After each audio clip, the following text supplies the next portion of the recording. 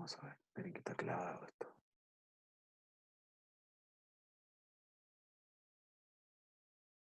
Ahí está. Sacar esto. Bien. Bueno, vamos a dar inicio entonces a la clase de hoy. Vamos a hablar de lo que son las lesiones musculares en el mundo del deporte, ¿sí?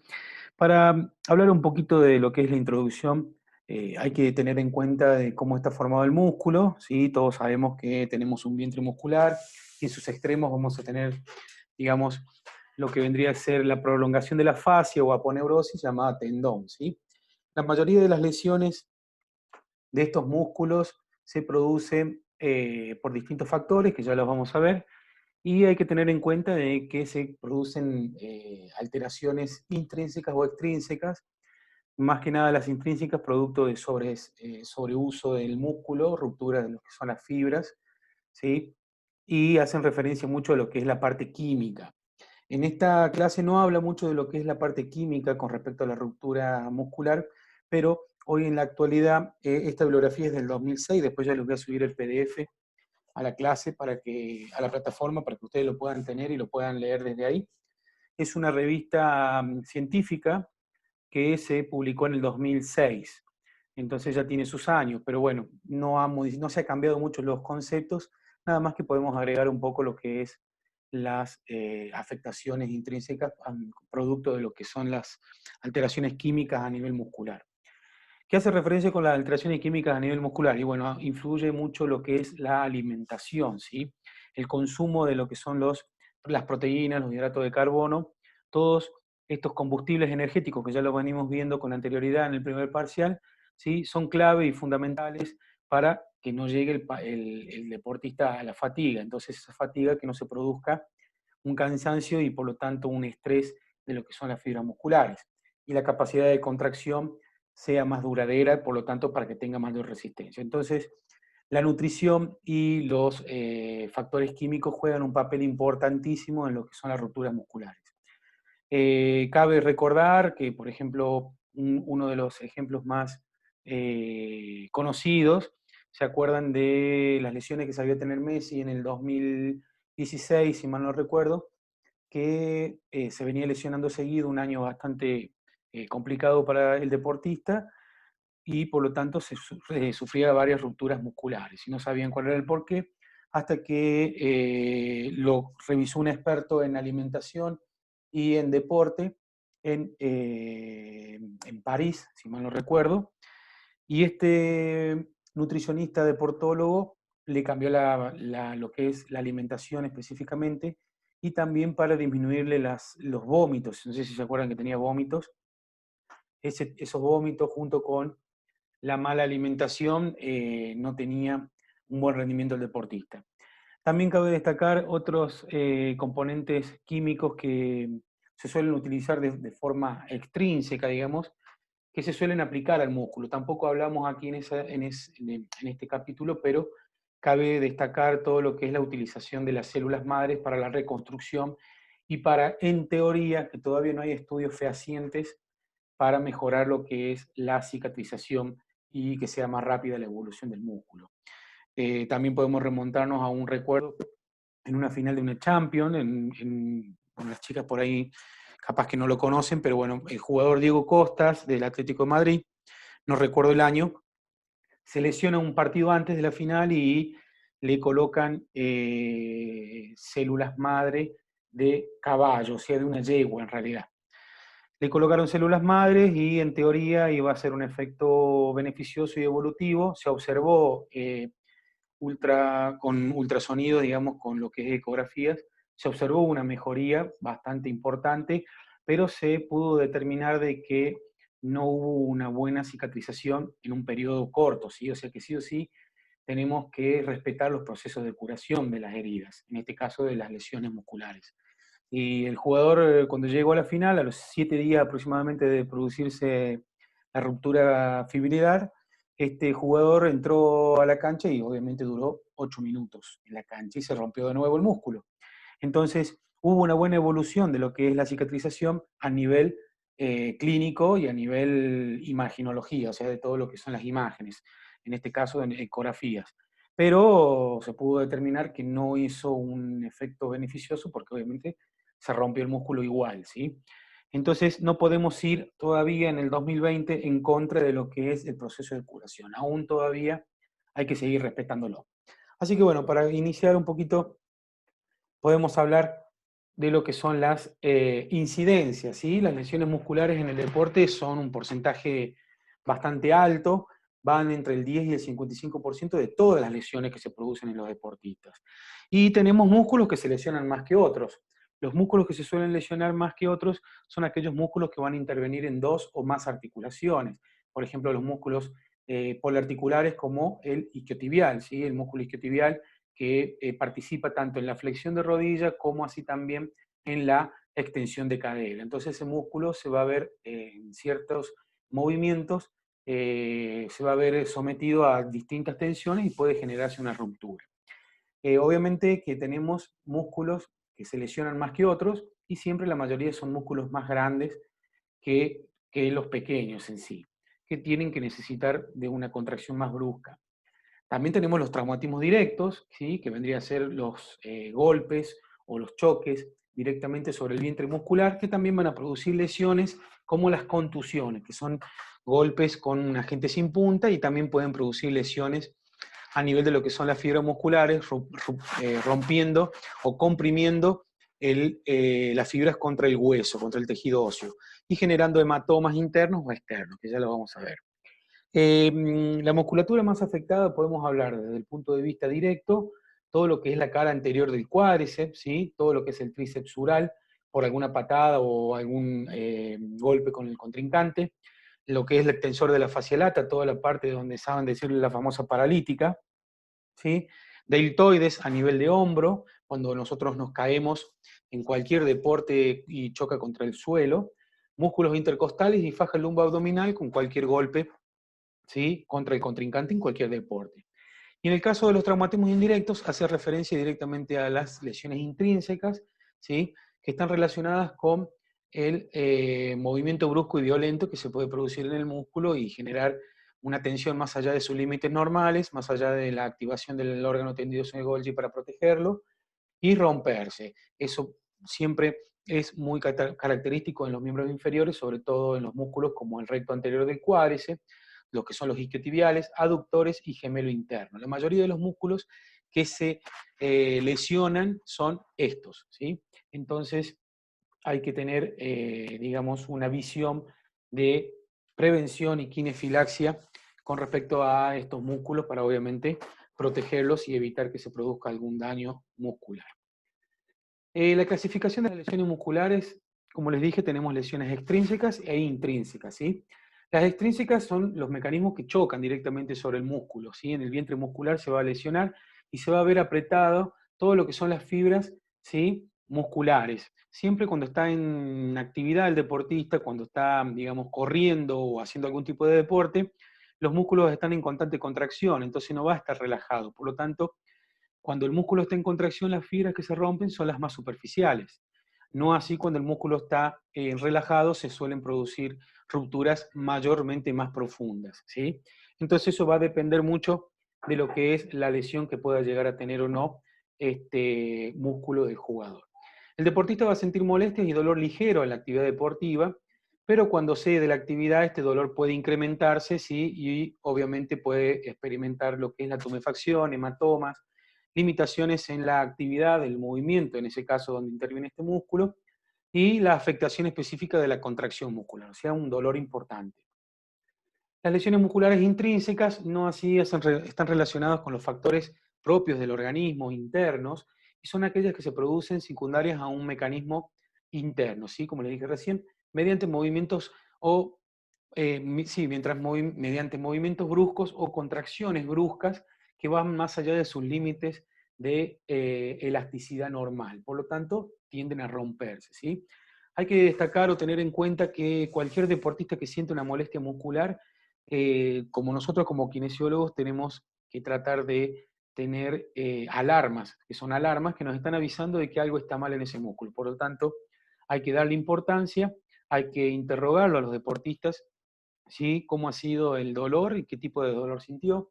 y eso es una alarma para que el deportista pare, y obviamente pare en el sentido de que empiece a hacerse una ecografía o hacerse algún estudio para valorar en qué estado está ese músculo y evitar una ruptura peor, digamos, de lo que puede llegar a producirse para que no esté en inactividad mayor tiempo. Por lo tanto, nosotros como kinesiólogos tenemos que prestar atención a las alarmas que tenemos, ¿sí?, en este tipo de dolores musculares. El ejemplo de lesiones más comunes intrínsecas, sí, pueden ser contracturas, que hoy en día ya no se habla tanto de contracturas, sino se habla de tensegridad, que lo deben haber escuchado por ahí en todos las charlas abiertas que están dando en Instagram y en los distintos talleres. Después tenemos elongaciones. Elongaciones son estiramientos de las fibras, no alcanzan a romperse, pero sí ha habido un estiramiento máximo de las fibras musculares e incluso pueden llegar a producirse también rupturas musculares. Esas vendrían a ser las lesiones o los músculos, mejor dicho, las lesiones musculares intrínsecas. Y aquí entraría todo lo que son los factores químicos, ¿sí? La falta de electrolitos, la falta de hidratación que produce los calambres musculares. Esos calambres musculares a futuro pueden llegar a producir, si no han sido bien tratados, a producir también una especie de alarma y obviamente llegar a una tensión del músculo tónico que se llama y producir obviamente una ruptura a futuro. Entonces, todo lo que vendría a ser químico, ¿sí?, entraría en este tipo de lesiones intrínsecas.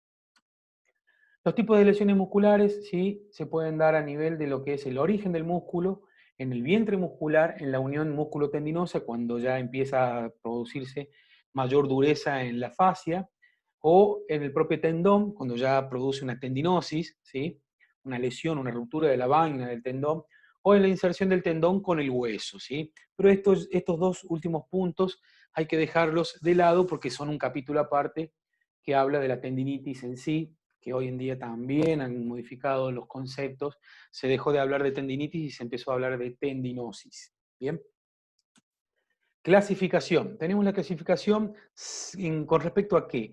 A el sangrado que se va a producir dentro del músculo. Cuando un músculo se rompen los vasos capilares y tanto los más gruesos y los más pequeños, y estos van a producir un sangrado, va a haber una hemorragia.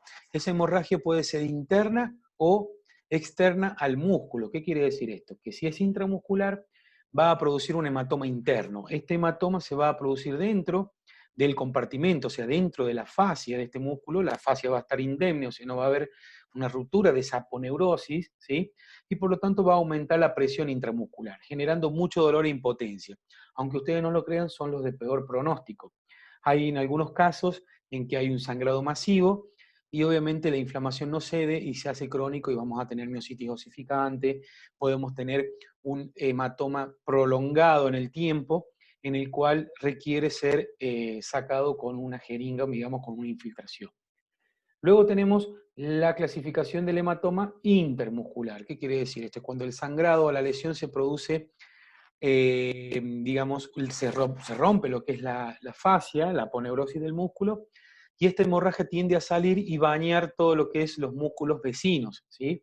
Entonces, por eso se habla de intermuscular y no intramuscular. Tiene mejor pronóstico porque obviamente ese hematoma se puede llegar a reabsorber de la mejor manera y son los de mejor pronóstico que con respecto al anterior. Entonces, lo que hay que destacar aquí es dónde se va a producir el hematoma. Ustedes tienen que imaginarse, hagan de cuenta que agarran un paquete de salchichas, ¿sí? Y lo agarran con su mano, la cortan a la mitad y pueden observar como varios tubos, ¿sí? Como las varias salchichas serían lo que son los músculos, en este caso, por ejemplo, en el muslo, ¿sí? Entonces nosotros cortamos esa salchicha y pueden observar ustedes que tenemos como varios compartimentos entre sí. Sí, se llaman fascículos, ¿sí? Tenemos un paquete de fascículos y obviamente ese fascículo está formado por fibras musculares. Entonces las fibras musculares son las que se rompen. Sí pueden dañar ese fascículo, vendría a ser una de las salchichas en este caso, y digamos va a bañar en sangre a lo que sería las salchichas vecinas. En este caso, como lo podemos observar, son grupos, ¿sí?, tubulares que están englobados en un tejido que es la fascia. Entonces, al romperse la fascia, hay una hemorragia y un sangrado masivo. Ahora, cuando no se rompe la fascia, este músculo puede experimentar un hematoma interno y puede ser bastante doloroso y puede llegar a ser crónico si no podemos reabsorberlo. Eso es una de las complicaciones que ya la vamos a ver al último. Después tenemos las famosas lesiones benignas, ¿sí? Que no suelen ser, digamos, visualizadas mediante las técnicas de diagnóstico ecográfico, ¿sí? La sobrecarga muscular, que esta sobrecarga muscular suelen ser producto de sobreentrenamiento, ¿sí? Esa sobrecarga, si no es tratada a tiempo, es la que nos va a llevar a nosotros a una ruptura muscular a futuro. Es habitual en este caso la presencia de molestias musculares que aparecen al inicio de la sesión de entrenamiento y que no limitan la realización del movimiento, ¿sí? ¿Por qué? Porque el músculo se calienta, hay una buena oxigenación y ceden todo lo que son los químicos inflamatorios. Entonces el deportista puede realizar la actividad. En este caso se produce un dolor a la contracción y cuando se realiza la palpación del músculo. ¿Qué va a ocurrir cuando se termina la sesión de entrenamiento? El deportista, ¿sí?, cede, empieza a enfriarse el músculo y ahí es cuando aparecen los dolores de nuevo. Se hace un diagnóstico ecográfico y no se observa, ¿sí?, absolutamente ningún tipo de lesión. Luego tenemos la contractura muscular, que bueno, como les dije, se ha cambiado un poco el concepto, pero en fin, se trata de una contracción involuntaria, ¿sí?, mantenida en el tiempo, duradera, que puede llegar a abarcar uno o varios músculos, ¿sí? ¿Qué vamos a observar nosotros a la exploración? Una dureza, una alteración en lo que es la longitud de la fibra muscular, ¿sí? Bastante dolorosa la palpación y hipersensibilidad en lo que es el músculo, ¿sí? El paciente relata un dolor, ¿sí?, sobre todo cuando realizamos una contrarresistencia manual. El grado de elasticidad muscular claramente está reducido, como dice aquí en el slide, ¿sí? Lesiones de evolución prolongada que pueden ser diagnosticadas mediante ultrasonografía o los ecógrafos, ¿sí? Aquí ya tenemos ya un sangrado, por lo tanto puede ser evidenciado desde el punto de vista de imágenes. La elongación muscular es una lesión la más benigna de todas, pero sí hay una lesión de lo que vendría a ser las fibras musculares, consecuencia del estiramiento excesivo de esas fibras, ¿sí? Sin llegar a provocar una ruptura, pero obviamente hay lesión, digamos, histológica de lo que son las fibras y obviamente hay una reacción pequeña vascular. El dolor es agudo, hay impotencia funcional y cede en el reposo, ¿sí? No hay tumefacción ni hematoma, pero a la palpación sí puede observarse que el deportista eh, relata dolor. Entonces, la elongación muscular es casi una ruptura muscular, no ha sido una ruptura muscular. ¿Y qué es? Es una alarma también para los kinesiólogos de tener en cuenta de que ese músculo, si no es tratado a tiempo y no es trabajado de la mejor manera desde el punto de vista kinefiláctico, va a sufrir una ruptura muscular en el futuro. Después tenemos la ruptura propiamente dicha, ¿sí? Tenemos la ruptura parcial y vamos a tener una ruptura total. En este caso, la ruptura parcial, esto ya lo deben haber visto obviamente en otras materias, afecta solamente una parte del músculo, no todo el vientre muscular. Esta lesión presenta obviamente un dolor y un chasquido en mayoría de los casos de forma violento, ¿sí?, que no cede con dolor y lo obliga obviamente al deportista a parar la competencia, ¿sí?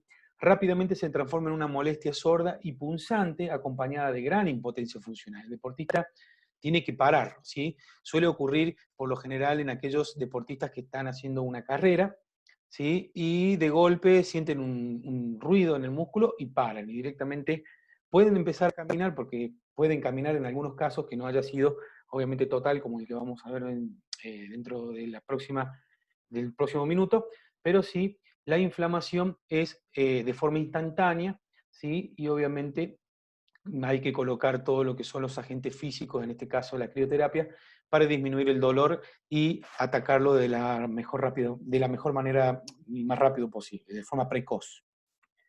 Luego tenemos la ruptura total, en algunos de los casos, ¿sí? Cuando es muy extremo y hay una separación de lo que es una diastasis, de lo que es el músculo, que se llama el famoso signo del hachazo, que lo pueden haber visto en algún video o algo, o si han tenido la suerte de verlo en algún paciente, se observa una depresión cuando el paciente realiza una contracción. Y obviamente eso es quirúrgico, ¿sí? Hay deportistas que lo han tenido en el tiempo, pero les ha dificultado obviamente la contracción. Los músculos sinergistas tratan de suplir la función del músculo que se ha lesionado, ¿sí? En este caso, obviamente, afecta todo lo que es el grosor del músculo. Es un dolor, obviamente, bastante importante, ¿sí? Se siente ruido también como el anterior.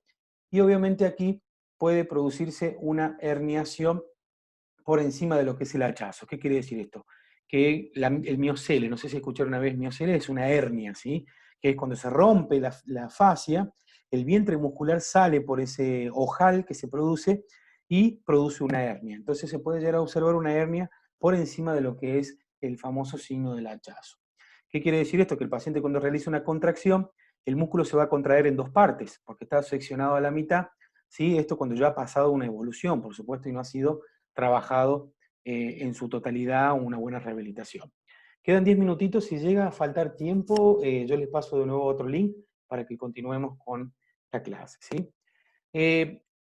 Obviamente, este tipo de lesiones, la ruptura específicamente muscular, es incapacitante de forma instantánea y obviamente va a impedir que el deportista siga con el cortejo en el caso de que sea un juego de fútbol, de vóley, de básquet, de lo que sea. ¿Cuáles son las complicaciones? Esto ya vendría a ser lo último, ¿sí? ¿Cuáles son las complicaciones? Como dijimos al principio, las complicaciones van a estar basadas siempre en la falta de diagnóstico, ¿bien? En el deporte elite o de alto rendimiento, la mayoría de las veces no pasan por alto y suelen evolucionar de la mejor manera porque los deportistas son tratados de forma precoz y eficiente con todo, ¿sí? O sea, con toda la artillería que tenga a mano el kinesiólogo, desde el primer día, ¿sí? Es tratado y por lo tanto el deportista sale mucho más rápido de este tipo de lesiones. En cambio, en el deporte amateur, ¿sí? O de principiantes, o el deporte, o las personas que son deportistas por hobby, ¿sí? No suelen hacer un diagnóstico precoz y por lo tanto, obviamente, el músculo no espera y empieza a curarse. Y por lo tanto puede producir una fibrosis muscular, como dice aquí, que también llamado granuloma cicatrizal, ¿sí? Esto va a haber una acumulación de lo que es el tejido cicatrizal dentro del vacío donde se produce el músculo, y si no es tratado con un buen tratamiento, ¿sí? Puede quedar limitada la función y por lo tanto suele producir dolor de forma crónica. Entonces esto va a generar un dolor a futuro y una cicatriz interna que el deportista por ahí no siente dolor, pero cuando realiza actividad de nuevo, esa fibrosis, ¿sí? Va a ser una dureza y por lo tanto el músculo no se vuelve a romper ahí porque hay tejido granular y cicatrizal, sino que se va a romper al costado. Entonces vuelve a reincidir de nuevo en una lesión y seguro que va a ser más grave.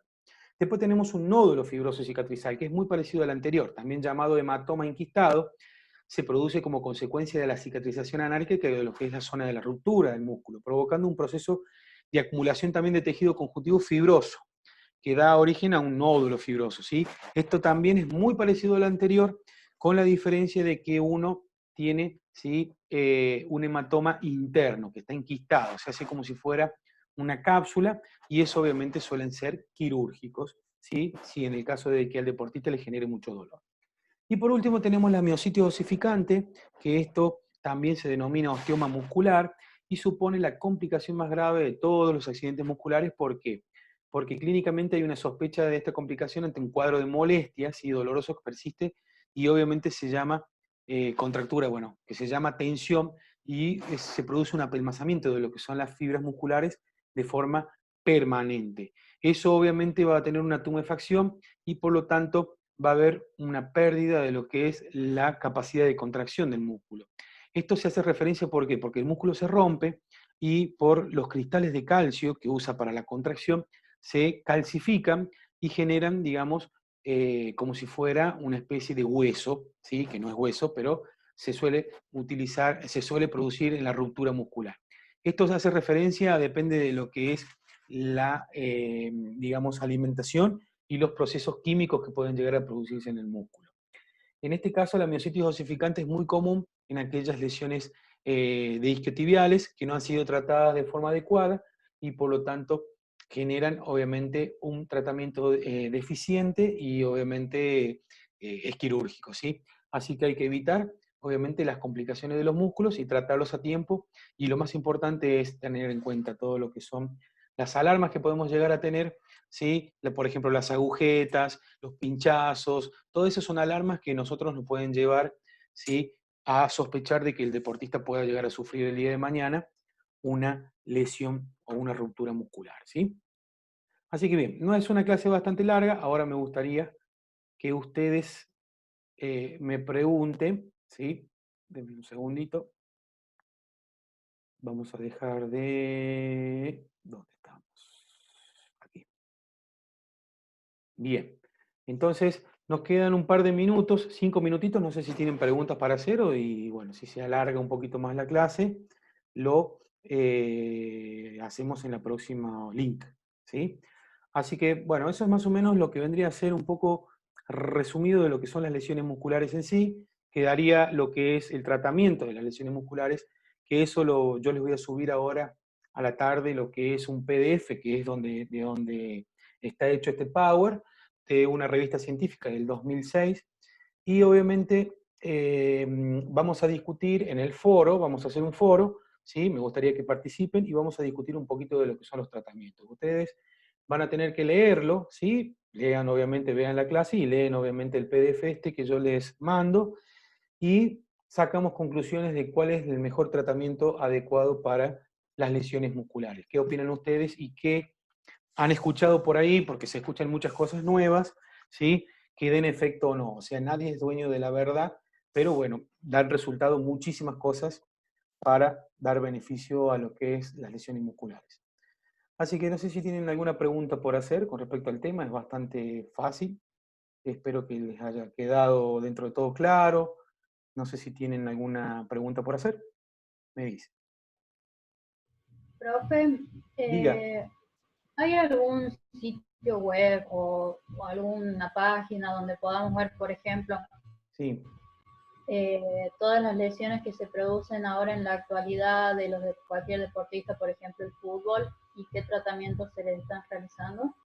Mira, una de las más importantes es, para que veas acá en Argentina, es la ACADE.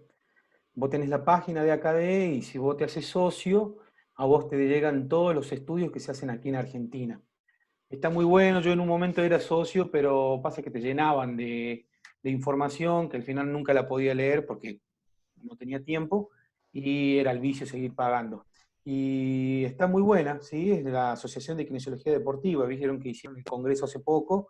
Bueno, cuando vos ingresás a la página de la ACADE, ahí tenés un montón digamos, ¿cómo sale la palabra? De artículos científicos, ¿sí? Por ejemplo, desde vóley, fútbol, handball o lo que sea, y estudios, ¿sí? Retrospectivos que hacen referencia a lo que ellos aplicaron y los resultados que le dieron. Después vos podés sacar tus propias conclusiones, pero bueno, hay estudios muy buenos. Está Javier Krupnik, que es uno de los referentes que tenemos acá en Argentina de la parte muscular, que él hace ondas de choque, y tiene una visión bastante acertada con lo que es las lesiones musculares, porque hace poco él estuvo haciendo un estudio de lesiones musculares en el fútbol, sobre todo de isquiotibiales. Y creo que está en proceso ese estudio. Así que hay que estar atento porque va a salir algo nuevo, va a ver todo lo que es el punto de vista histológico, pero está bueno plantearse de diferentes maneras el tratamiento, porque ahora tenemos muchas herramientas. Antes era, digamos, el famoso protocolo, que no existe el protocolo, ¿sí? El famoso vademecum, que todos lo utilizábamos de cierta manera como un relojito para todos los pacientes por igual, y no es así. Todos los pacientes responden de diferentes maneras y no hay un protocolo específico para seguir. Siempre hay que tratar de utilizar todas las herramientas que tengamos y nadie es dueño de la verdad, ¿sí? Con respecto a la rehabilitación en sí, en cualquier rehabilitación. Pero la parte muscular está muy trillada, ¿sí? O sea que lo que yo te pueda llegar a decir me dio resultado a mí, pero a otros no le puede haber dado resultado. Entonces, hay estudios que los comprueban y obviamente está bueno leerlos, ¿sí? Pero es un lindo tema siempre en los congresos para debatir, porque se dan por la trucha, como se dice, ¿sí? Porque hay mucha gente que estudia esto exclusivamente, como por ejemplo este referente que tenemos, que es Javier Krumny, y él es uno de los que utiliza o estudia mucho lo que es la parte muscular. Entonces, dentro de poco vamos a tener seguro estudios más específicos, y a nivel mundial, digamos, hay muchas páginas, ¿sí? Pero son todas bibliográficas. ¿Qué quiere decir esto? Que no son de estudio reciente. O sea, vos vas a encontrar un artículo que saca conclusiones de otros libros que ya publicaron, ¿me explico? Por ejemplo, Diego Fernández publicó un libro de lesiones musculares, y yo voy y digo, sí, las lesiones musculares son tal, tal, tal, tal, y pongo Agustina Jansen 2006, ¿me explico? ¿Sí? Entonces eso hace como una retrospección, es como que la persona hace un artículo, pero saca información de toda la bibliografía que pueda llegar a ver hasta el 2020, o sea que tampoco es un estudio, ¿sí? Te dan herramientas, pero no son estudios que te puedan, digamos, a cambiar el panorama con respecto a lo que es la rehabilitación, sobre todo de lesiones musculares. Lo que sí hay que remarcar y hay que tener en cuenta y hay que usar la lógica, ¿sí? El músculo tiene capacidad de curarse solo y obviamente hay que respetar su tiempo.